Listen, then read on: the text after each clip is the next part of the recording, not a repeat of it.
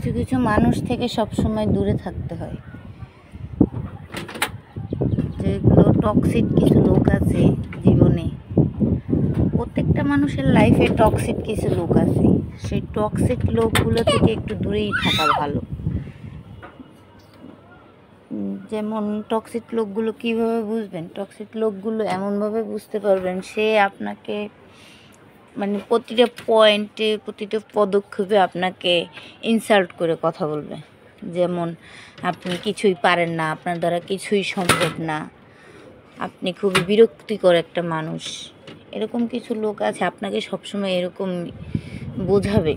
তো ওই লোকগুলোই কিন্তু আপনার জীবনে আসলে সবচেয়ে বড় টক্সিক। ওই লোকগুলো থেকে সবসময় দূরে থাকার চেষ্টা করবেন, কারণ ওই লোকগুলো কখনো আপনার আগে মানে সামনে আগাইতে দেবে না। সামনে আগাইতে চাইলে আপনি আগাইতে পারবেন না, কারণ ওই লোকগুলো আপনি সবসময় চাইবো যে আপনি যখন পিছিয়ে থাকেন, আপনি জানি লাইফে কিছু না করতে পারেন, এরকম কিছু চাইবে।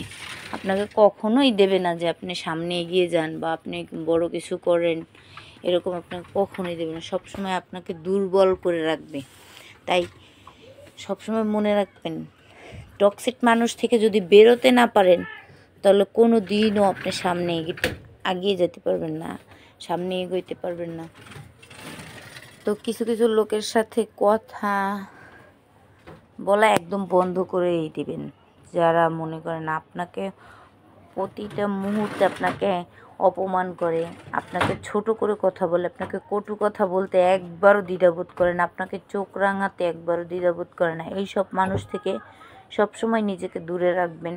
এইসব মানুষ থেকে সবসময় একটা দূরত্ব বজায় রেখে চলবেন। তাহলেই মনে করেন জীবনে আপনি এগিয়ে যেতে পারবেন, জীবনে ভালো থাকবেন। তো আমাদের সবারই অধিকার আছে জীবনে ভালো থাকার, ভালো কিছু করার।